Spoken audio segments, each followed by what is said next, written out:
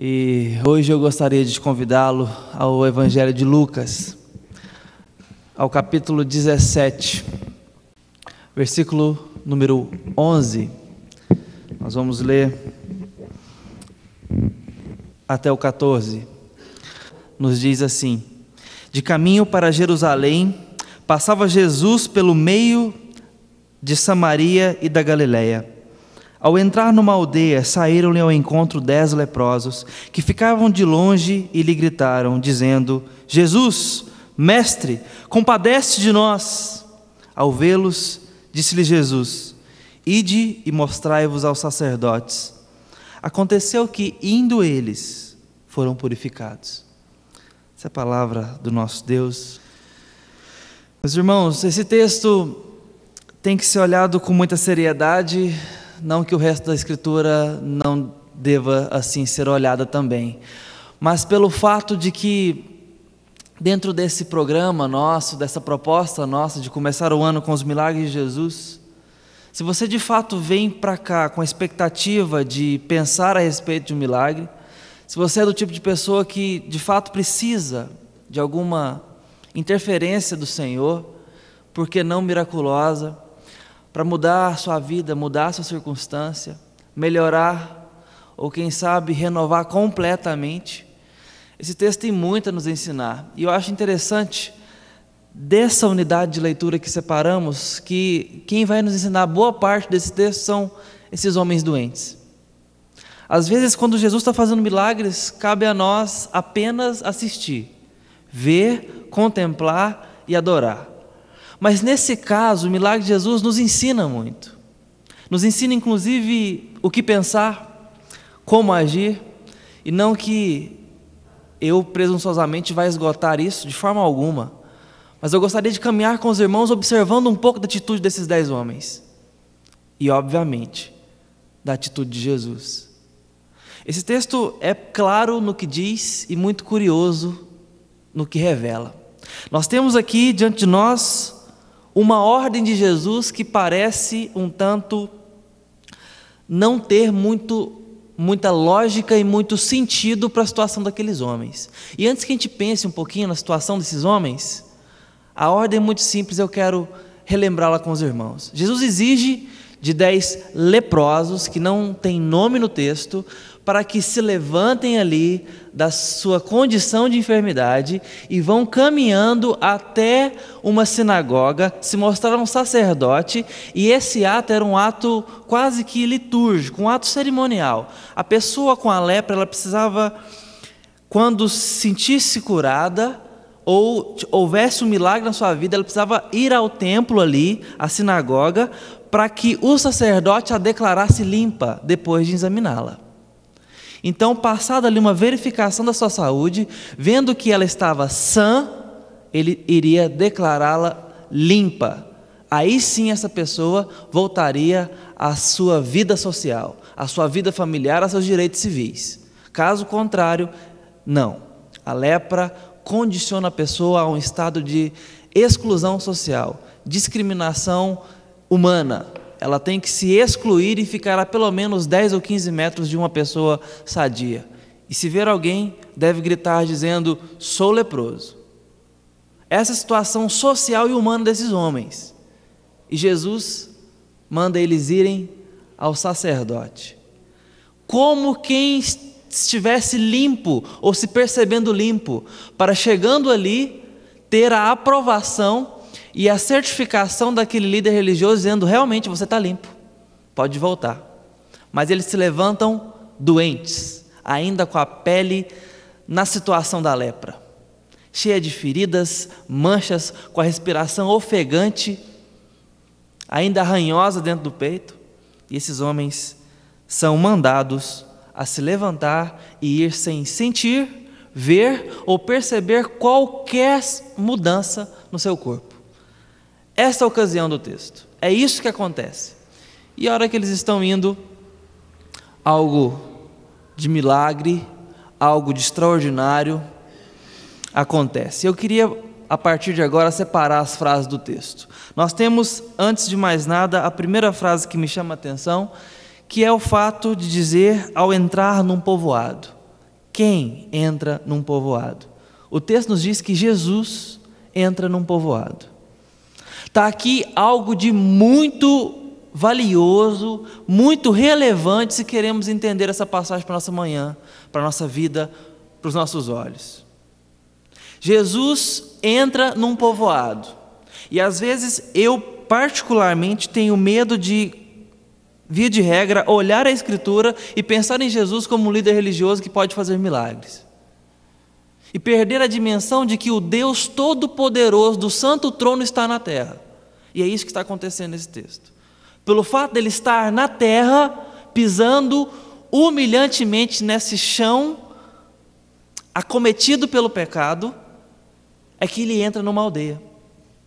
Caso contrário, Jesus não entraria numa aldeia, porque ele estaria no céu olhando de longe para essas pessoas discriminadas como esses 10 leprosos. Mas não.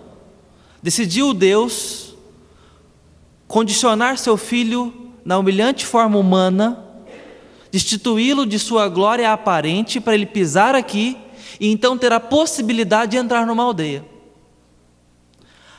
O que o texto nos mostra quando fala que Jesus entra numa aldeia é a intenção de Deus, que já começa boa, de deixar Jesus aparente, visível, tocável, aquele que pode agora nos ouvir, porque nós não só estamos vendo Ele, mas Ele está ao alcance de nossas vozes. É o que o texto nos mostra. Jesus então entra numa aldeia porque Deus quis que esse homem, esse Deus homem agora estivesse no mundo.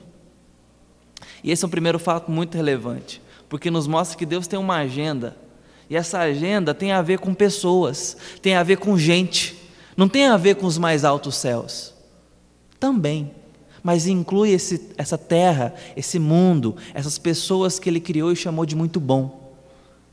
Então Ele quer agora estar perto, Ele quer estar visível, e não só visível, mas Ele quer deixar que o que Ele está fazendo seja registrado. Ele quer isso, e só porque Ele quis é que é possível, e é justamente por isso que esses 10 leprosos podem ver Jesus, e ousar atrevidamente a gritar por Ele. Essa é a primeira grande frase do texto. Como quem diz em Efésios 5,14: desperta, ó tu que dormes, levanta de entre os mortos, e Cristo resplandecerá sobre ti. Esse verso de Efésios nos mostra a ordem que Jesus dá a esses homens. Mas é uma ordem a um pedido. E nos mostrando então, segunda frasinha do texto que eu quero destacar com vocês, 10 leprosos. Nós falamos um pouquinho sobre esses homens. Mas na hora em que Jesus está ali, Ele está ali e coube a Deus deixar registrado para nós o encontro de Jesus com 10 leprosos. Esses homens estão separados de suas casas, de suas famílias, de seus empregos, de qualquer dignidade pública e social. Essa é a situação que nós já conversamos sobre ela hoje. Só que nós precisamos dimensionar isso um pouquinho na nossa realidade, que senão nós perdemos a proximidade do texto. Nós valorizamos muito o que temos, o que somos, nossas seguranças. Nossas seguranças, eu digo, nosso emprego, nossa saúde, nosso lar, nossos bens. Isso é que faz a gente perceber que realmente estamos vivendo, estamos existindo. Aquilo que tocamos, aquilo que somos, aquilo que temos, isso compõe o nosso status, isso compõe a nossa situação de vida. E isso prova para nós mesmos todas as manhãs que estamos existindo. Nossos deveres, nossas responsabilidades, nossas obrigações e nossas vontades, por que não nossas vaidades. Tudo isso compõe quem somos. Essa reunião de coisas que acumulamos, esse tanto de aspectos, status e situações que conquistamos para nós mesmos. Pois bem, pegue toda essa mochila, essa bagagem sua, como eu pego na minha nessa reflexão, e vamos olhar o que temos colocado ali dentro, moldando o nosso chão, moldando a nossa segurança. Esses homens perderam praticamente tudo o que podemos colocar dentro de nossas mochilas. Se família nos dá senso de segurança, sentido para o coração, Se é sonho nosso, esses homens perderam. Se o nosso emprego, então, é o nosso chão, e se nós estamos cansados da segunda-feira, da sexta-feira, pense você que está esperando por um emprego e achando que isso será o seu chão. Pois bem, esses homens perderam isso também. Nós que às vezes não valorizamos a saúde que temos porque ainda a temos, mas se você por um acaso perdeu algum membro do corpo, perdeu algum aspecto de sua saúde, se a respiração está difícil, se o andar está manco, ou as vistas estão começando a embaçar, qualquer debilidade física, pode mostrar o tanto que a vida começa a ficar difícil a partir da falta do vigor físico. Esses homens perderam isso também. E nós poderíamos ir longe nos exemplos do que esse homem perdeu, do que esses homens perderam e do que nós temos ou estamos perdendo. O fato é que, na situação desses 10 leprosos, muito do que temos se foi. Por isso estão reunidos em grupo e o texto não os chama pelo nome. Não são 10 pessoas, fulanas de tais, ciclanos e etc. Não, são 10 leprosos. Porque inclusive a carteira de identidade desses homens não faz mais sentido existir. Porque agora ele é um leproso. Ele é um tipo social e que tem que ser colocado à parte. Não tem mais direito de ir e vir. Essa é a situação. Tem pessoa que pode esperar mais por um milagre do que esse tipo, gente. Mas eu não quero colocar o problema deles tão exageradamente maior do que os nossos. Quero que você se identifique com esses homens, se possível.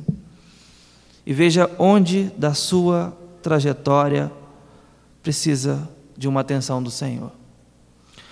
Onde do seu vigor pleno, físico e social, porque não espiritual, precisa da atenção do Senhor. Porque esses homens sabem que não têm o direito de chamar alguém. Escuta, deixa eu falar com você. Qualquer um, o dono da feira, o padeiro, os filhos, eles sabem que não têm o direito social de chamar por eles e querer bater um papo. Não pode. Mas quando entra o Rei da Glória, uma pessoa mais digna possível, e impossível também, porque ali está o Deus vivo, eles se atrevem a gritar. Por isso o texto diz: dirigiram-se a ele e gritaram em alta voz: Jesus, mestre, tem piedade de nós. Eles se atrevem porque eles não podem. Eles se atrevem porque eles clamam por piedade daquele que é mais digno do que qualquer outro, daquele que é mais puro do que qualquer outro. Eles se atrevem a pedir. Isso daqui, se não for oração, eu não sei o que é.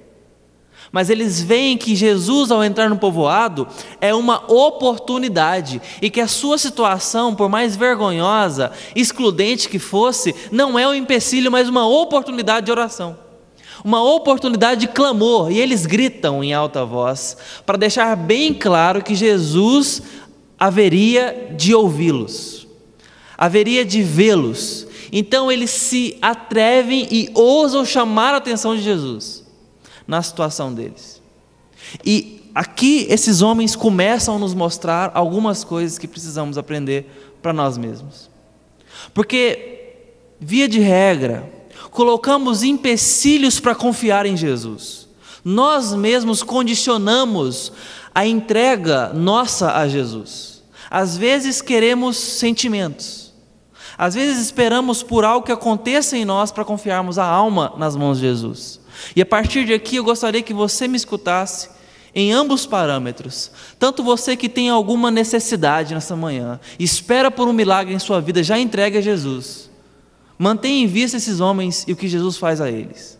Mas eu queria conversar muito seriamente com você que me escuta, que se assenta nesses bancos, talvez domingo após domingo, que tem uma Bíblia em casa e que até a lê, mas ainda não entregou sua vida para Jesus. Quero que você me escute, se possível, com mais atenção ainda, porque esse texto e esses homens hão de chamar a sua atenção para o fato de que não devemos condicionar a nossa confiança em Jesus. incluindo os nossos sentimentos e as garantias internas dentro de nós. Quando eu começar a ver que a coisa está boa, eu confio em Jesus. Nós não fazemos isso nem com médicos. Nós não confiamos no nosso caso clínico a partir de determinada etapa do processo, determinada etapa do tratamento. Ou nós confiamos de cara, ou nós não confiamos. Então não coloque empecilhos para confiar em Jesus. Seus sentimentos não salvarão sua alma. Seus sentimentos não curarão sua vida. Jesus sim. Então não espere sentir isso, ver aquilo outro, para confiar em Jesus. Jesus por vezes se irritou com o pedido de sinais. Jesus não quer satisfazer os nossos sentimentos, Ele quer salvar a nossa alma, Ele quer salvar a nossa vida. Por isso que Ele está entrando num povoado. E é por isso que Ele deixa essa ordem para esses homens: vão mostrar-se ao sacerdote. Sem eu curar vocês, eu quero que vocês se levantem e vão. Do jeito que estão. E do jeito que estão é modular para nós. Porque a sua situação, seja ela de pecado ou de extrema santidade, não deve ser vista como algo que impede ou aproxima o Senhor. Não existem pessoas perto do céu ou longe do céu. Não existem pessoas perto do inferno ou longe do inferno. Existem pessoas que confiam em Jesus e outras que não. Existem pessoas que entregaram sua vida para o Salvador e pessoas que ainda não fizeram. É só essa diferença que existe. Não progredimos na chance de ser salvo, não existe tal coisa. A única coisa que é possível diante desse texto é do jeito e na situação que estamos, seja de necessidade, seja da carência de um milagre do Senhor na nossa história, da liberdade de um vício, da liberdade de uma situação difícil com os filhos, de uma afronta familiar, de uma enfermidade, ou, como estamos caminhando, de uma transformação genuína do seu coração com a salvação. A única coisa que temos diante de nós é a oportunidade de nos arriscarmos em Jesus. A situação não é um empecilho, é uma oportunidade. Nós devemos levar isso a sério. Do jeito que estamos, as ordens de Jesus são para o nosso bem. Se nós condicionamos, talvez, quem sabe, a uma grande alegria. Quando eu sentir uma grande alegria, quando vier algo que preenche o meu peito com satisfação plena, eu vou achar que esse Jesus é digno de confiança. É a mesma coisa que esperar sede saciada antes de beber água. Jesus é remédio para curar a morte e a desgraça eterna da sua vida. Não espere os benefícios de Jesus antes de beber dessa água que Jesus é. É muito ilógico pensarmos assim, contudo, extremamente natural e corriqueiro. Eu quero chamar a sua atenção para o fato de que esses homens não olham, não esperam, não sentem, simplesmente se levantam. Se levantam e vão. E meus irmãos, sua situação não é feia demais para Jesus, não. Você que está com a vida em pecado e está me ouvindo essa manhã, você que talvez se engana, que crê em Jesus, mas nunca entregou a vida para Ele de fato, eu quero te lembrar que esse texto foi cuidadosamente guardado por Jesus para estar aqui diante de nós hoje. E não só esse, mas também a história de um bom samaritano no Evangelho. Houve um homem que estava ali à beira do caminho, completamente ensurrado, tinha apanhado muito de assaltantes, e várias pessoas com condições, com pré-requisitos cerimoniais passam direto.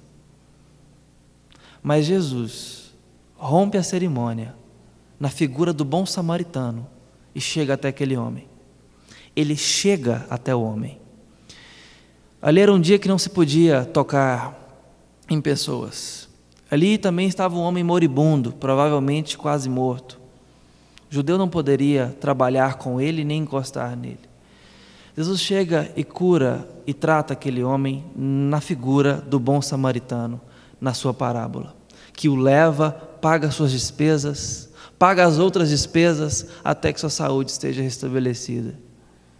Quero dizer para você que Jesus está dizendo isso.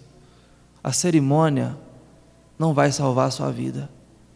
Apenas o ato gracioso de Jesus de chegar até perto de você, porque Ele entrou na aldeia. Em contrapartida, esses homens gritam: o que você tem feito? O que você tem esperado? Jesus tem sido anunciado nessa igreja toda semana, pregação após pregação. Já vai fazer 7 anos que eu estou aqui. Esse púlpito tem pregado Jesus Cristo para você. Esse púlpito tem falado de Jesus, o Salvador. Há uma cruz ali atrás para nos lembrar disso. Não coloque empecilho para entregar sua vida para Jesus. Quero ler um texto que Spurgeon comenta sobre uma situação naval. Os ventos uivam e as ondas rugem, mas ele se sente seguro com a âncora dentro do navio, com a âncora a bordo. Tolo, essa âncora não tem utilidade para você enquanto puder vê-la. O ancoradouro do navio não pode estar próximo no próprio navio. O que você deve fazer com ela? Pendurá-la na lateral do navio? Não. Deixa cair, lança-a fora, deixa submergir nas profundezas do mar, até que ela se perca de vista. Ela se foi. Você não consegue ver onde ela está. Tudo bem. Agora sim surtirá algum efeito. Meus irmãos, seja em qual situação você se enquadra nessa manhã, das duas possíveis que colocamos aqui, nossas seguranças não podem tratar nossas vidas. Nossas provisões são irrisórias diante da falta de confiança no Senhor. Nenhuma quantidade de leitura bíblica vai compensar nossa falta de fé. Nenhuma quantidade de sermões ouvidos vai compensar nossa falta de fé e confiança no Senhor. Muito pelo contrário. Sem confiar no Senhor, só leremos condenação nas Escrituras. Sem confiar no Senhor, só ouviremos condenação. Porque Jesus está sendo anunciado e rejeitado. Nossa âncora tem que ser jogada ao mar, meus irmãos. Se possível, todos os dias e várias vezes ao dia. Falo isso autossuficiente para eu poder ouvir. Porque eu tenho minhas provisões. Eu gosto de pegar a âncora e falar: isso aqui me protege da ventania. Enquanto o barco está quase virando de cabeça para baixo, quase sendo levado lá para o olho da tempestade. Às vezes nós precisamos perder de vista aquilo que nos protege, para realmente estarmos seguros em Jesus. Mas não há garantias. Esses homens não tinham garantias. Eles se levantam e vão se mostrar ao sacerdote, ainda com a pedra podre. Só que eles deveriam chegar lá como limpos. Caso contrário, a situação deles seria muito repreensível. Mas eles se levantam. Não há garantias, mas eles levantam. A ideia é muito simples. Devemos nos jogar em Jesus. Quer para afundar, quer para nadar. Se a gente falhar nessa tentativa, que falhemos. Mas o fato é que esse salto, esse arriscar-se das nossas vidas nas mãos de um Jesus anunciado, é o único movimento que pode nos levar para realmente os braços de Deus. Vale a pena arriscar-se assim. Eu não sei qual era o estágio da lepra desses homens. Eu não sei em que situação eles estavam para tão atrevidamente gritar a Jesus. Imagina que numa situação avançada. E isso faz toda a diferença, porque esses homens deviam ficar quietos, em repouso quase que constante, comendo e tendo sua vida fisiológica funcionando. Uma caminhada dessa é perigosa para a situação desses homens.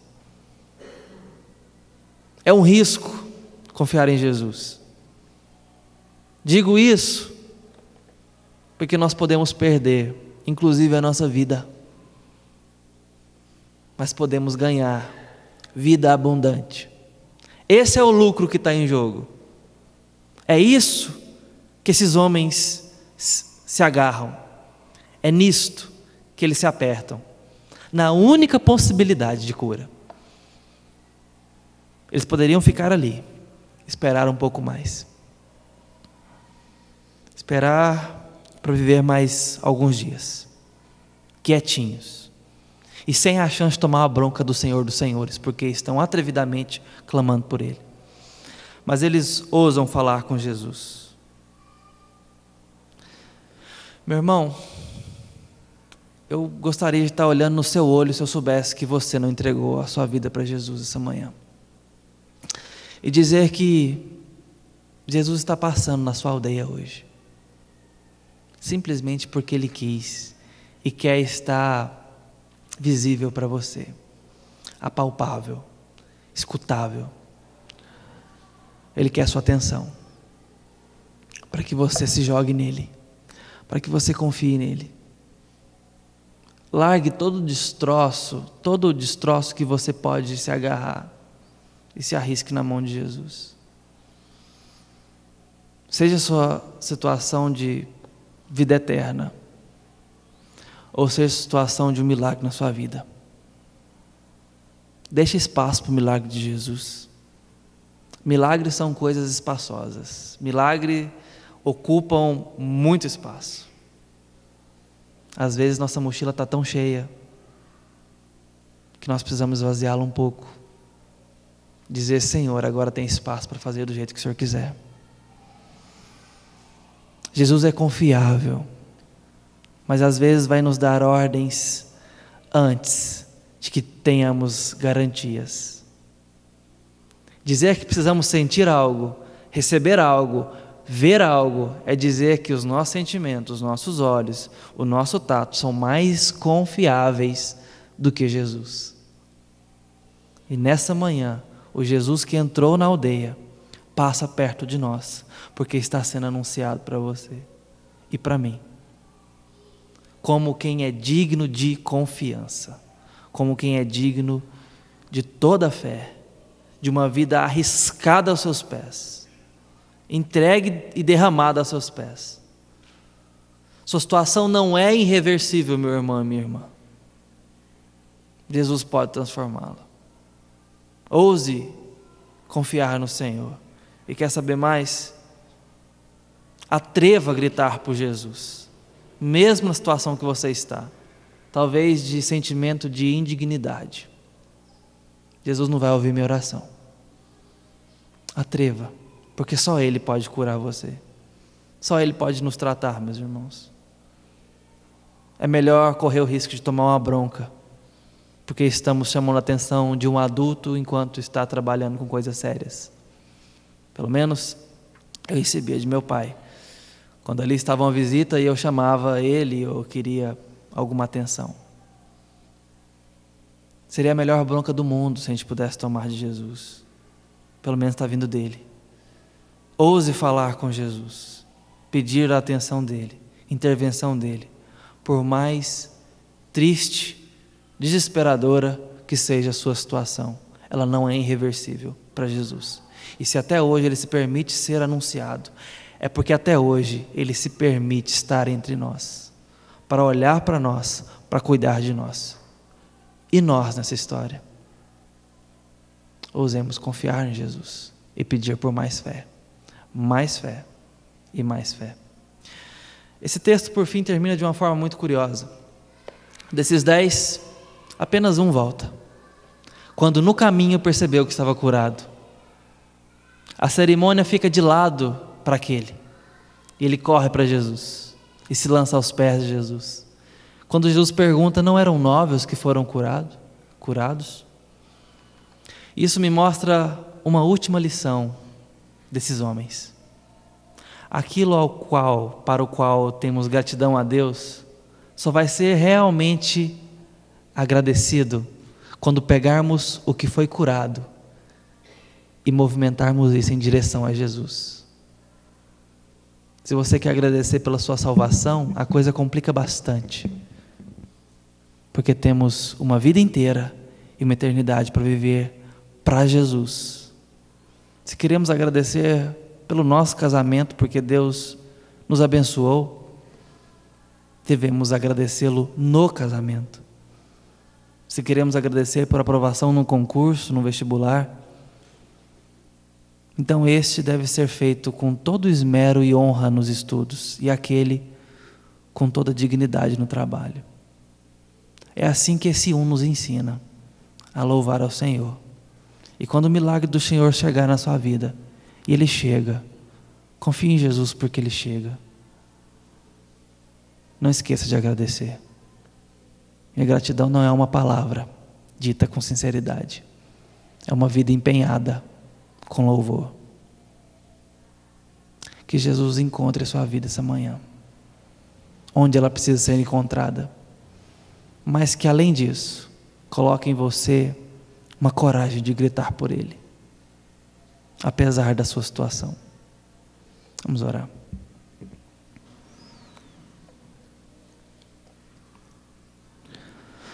Senhor Deus, essa manhã nós estamos reunidos para cultuá-lo. Mas, Senhor, nós nos aproximamos da Tua Palavra com tão diferentes situações e corações, sentimentos, tão múltiplas e distintas necessidades. Mas eu sei que o Senhor nesse momento contempla cada uma. O Senhor sabe da esposa que ora pelo marido. O Senhor sabe do marido que clama pelos filhos, do pai que clama pelos filhos, do marido que clama pela esposa, da mãe que intercede pela família. O Senhor sabe daquele que precisa de cura física.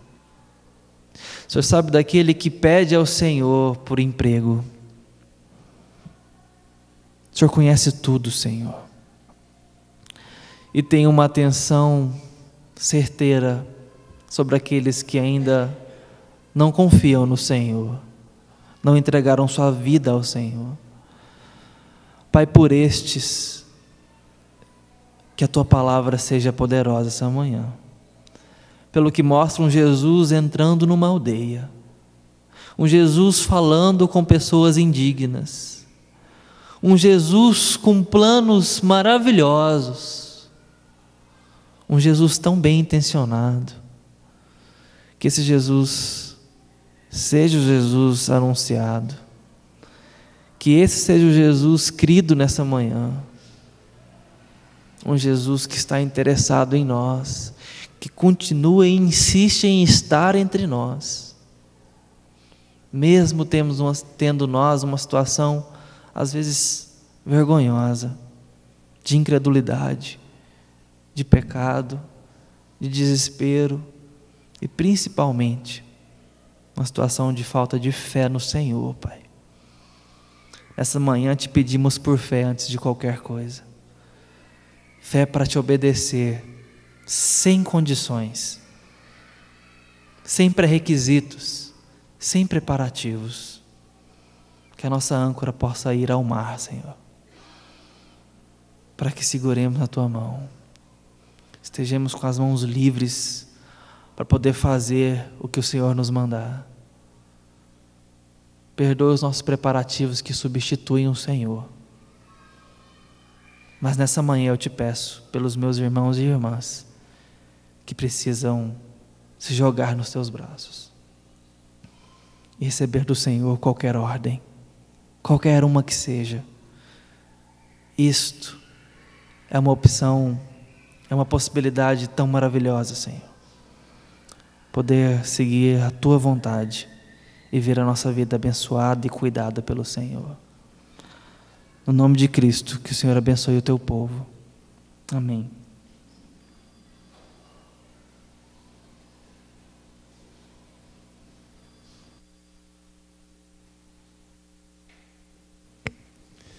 Vamos cantar mais um hino ao Senhor. Enquanto cantamos esse hino, você também pode